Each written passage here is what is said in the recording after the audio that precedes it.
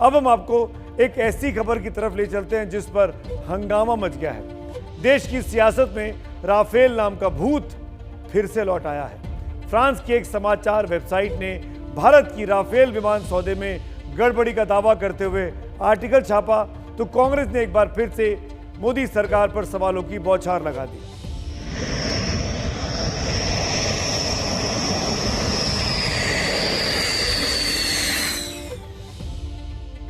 कांग्रेस पूछ रही है कि फ्रेंच वेबसाइट मीडिया पार्ट वाली खबर पर अब सरकार चुप क्यों है।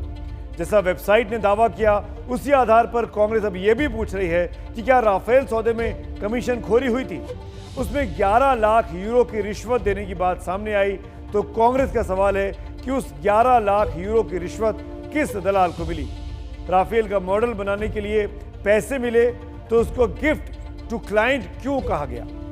इसी गिफ्ट के बिना पर कांग्रेस अब पूछती है कि क्या यह सब गुप्त लेन देन का हिस्सा था।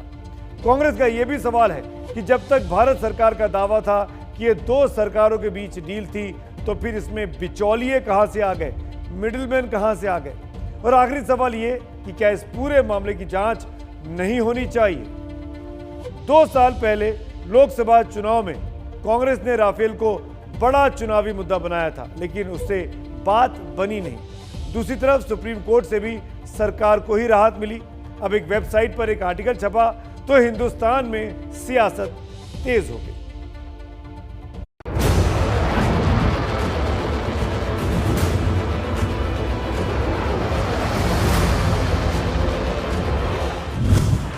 हिंदुस्तान में जब राफेल विमान आ गए तो उनकी गड़गड़ाहट में हिंदुस्तान की सुरक्षा का विश्वास था।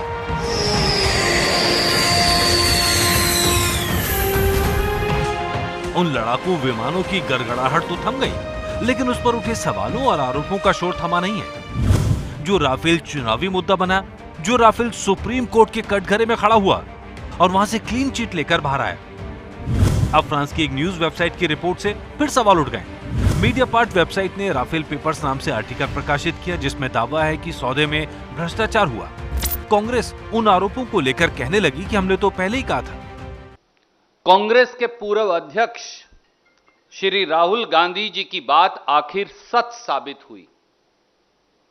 न खाऊंगा न खाने दूंगा की दुहाई देने वाली मोदी सरकार में अब कमीशन खोरी और बिचौलियों की मौजूदगी सामने आ गई है। उस रिपोर्ट के मुताबिक फ्रांस की भ्रष्टाचार निरोधक एजेंसी एएफए को 2016 में राफेल विमान सौदे में गड़बड़ी का पता चला। एएफए को पता चला कि राफेल बनाने वाली कंपनी दसा एविएशन ने एक बिचौलिए को 11 लाख यूरो यानी करीब 9.5 करोड़ रुपए देने पर रजामंदी जताई थी। हथियारों का ये दलाल फिलहाल एक दूसरे हथियार सौदे में गड़बड़ी का आरोपी है। 2017 में कंपनी के खातों की जांच के दौरान एक बड़ी रकम क्लाइंट को गिफ्ट देने के नाम पर खर्च की गई। गिफ्ट के नाम पर 5,08,925 यूरो खर्च किए गए जो अन्य खर्च से काफी ज्यादा है। इस खर्च पर जब सफाई मांगी गई तो दसा एविएशन ने एएफए को 30 मार्च 2017 का बिल मुहैया कराया। वेबसाइट का दावा है कि बिल भारत की डेफसिस सॉल्यूशंस की तरफ से दिया गया।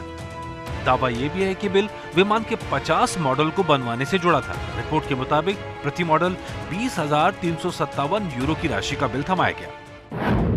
वेबसाइट के मुताबिक एएफए ने दसा से पूछा कि आखिर कंपनी ने अपने ही लड़ाकू विमान के मॉडल क्यों बनवाए और ये मॉडल कभी बनवाए भी गए या नहीं। कांग्रेस ने सवाल बीजेपी से पूछे और बीजेपी ने जवाब कुछ ऐसे दिए। कांग्रेस पार्टी फिर राफेल की बात कर रही है।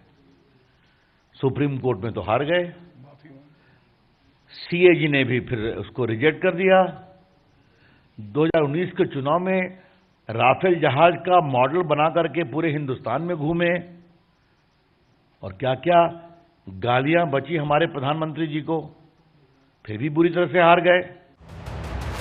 साल 2016 में भारत सरकार ने फ्रांस से 36 राफेल लड़ाकू विमान खरीदने की डील की थी। इनमें से 1 दर्जन विमान भारत को मिल भी गए और अगले साल तक सभी लड़ाकू विमानों के मिल जाने की संभावना है। लेकिन इस संभावना पर आरोपों के बादल लगातार मंडरा रहे हैं। तो राफेल का जिन्न बाहर आया है। जाहिर तौर पर अगले कुछ दिनों तक फिर देश की सियासत में राफेल नाम की सरगर्मी रह सकती है।